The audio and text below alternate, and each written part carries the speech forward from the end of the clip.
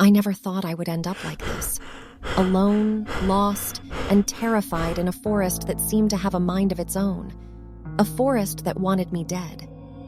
It all started when I got an assignment from my editor to investigate a series of mysterious disappearances in a remote forest. He said it was a big scoop, a chance to make a name for myself. He said it was worth the risk. I should have listened to my gut feeling and turned it down. But I was young and ambitious, eager to prove myself.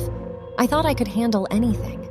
I was wrong. I arrived at the nearest town and met a local guide who agreed to take me to the forest. He was a gruff old man with a scarred face and a rifle slung over his shoulder. He warned me that the forest was dangerous, that many people had gone in and never came out. He said he had seen things that he couldn't explain, things that haunted his dreams. I shrugged off his warnings, thinking he was just trying to scare me. I told him I was a professional, that I knew what I was doing. I told him I had a satellite phone, a GPS tracker, and a camera. I told him I was prepared for anything. He shook his head and muttered something under his breath. He said he would take me as far as the edge of the forest, but no further. He said he valued his life too much to go in. I agreed, thinking he was a coward. I paid him half of his fee and followed him to his truck. We drove for an hour until we reached a dirt road that led to the forest. He stopped the truck and pointed to a sign that read, "Danger, do not enter." He handed me a map and a compass and told me to follow the trail marked in red. He said it would lead me to the center of the forest, where the disappearances had occurred. He said he would wait for me here until tomorrow morning. If I didn't come back by then, he would leave without me. I thanked him and got out of the truck. I put on my backpack and grabbed my equipment. I looked at the forest, feeling a surge of excitement and curiosity. I was about to enter the unknown, to uncover a mystery, to make history.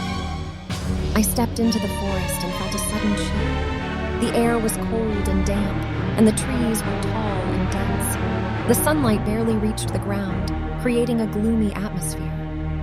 The silence was deafening, broken only by the occasional rustle of leaves or snap of twigs.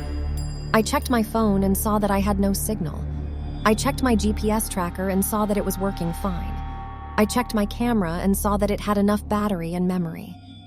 I checked my map and compass and saw that I was on the right track. I smiled and started walking, following the trail marked in red. I felt confident and optimistic, ready for anything. I was wrong.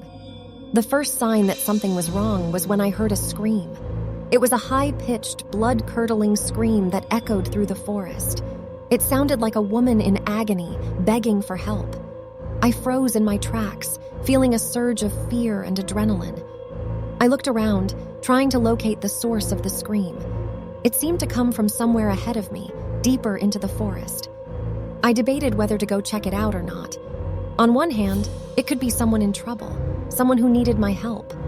On the other hand, it could be a trap, a lure, a trick. I decided to go check it out. I thought it was my duty as a journalist, as a human being. I thought it could be related to the disappearances, to the mystery. I thought it could be my big break. I was wrong. I ran towards the scream, following my instincts.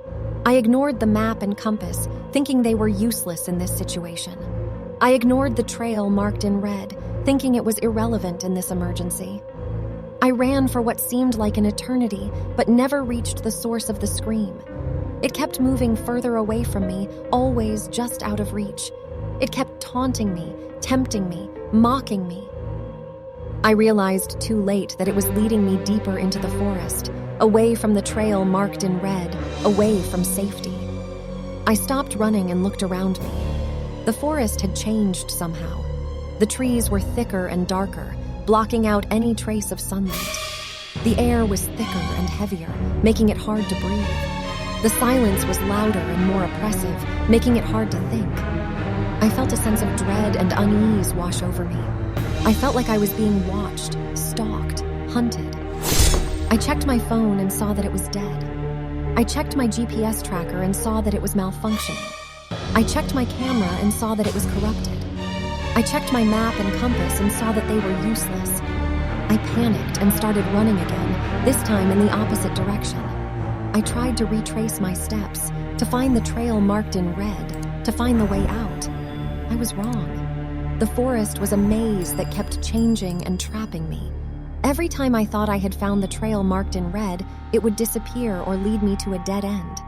Every time I thought I had found a familiar landmark, it would turn out to be a mirage or a decoy.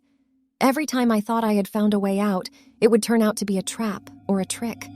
I ran for hours but never got anywhere. I ran in circles but never got closer. I ran in vain but never got out. I collapsed on the ground, exhausted and hopeless. I looked up at the sky, hoping to see a star or a moon or a plane. I saw nothing but darkness. I heard a laugh. It was a low, sinister laugh that echoed through the forest.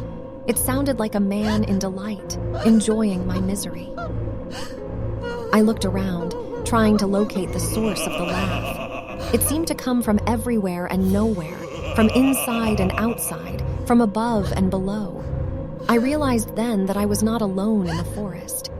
There was something else lurking in the trees, watching my every move. Something that had been playing with me, toying with me, torturing me. Something that wanted me dead. I screamed and curled up into a ball, feeling a surge of terror and despair. I closed my eyes and prayed for it to end. It didn't. It came closer and closer until I could feel its breath on my neck. It whispered in my ear, telling me its name. It said it was the forest.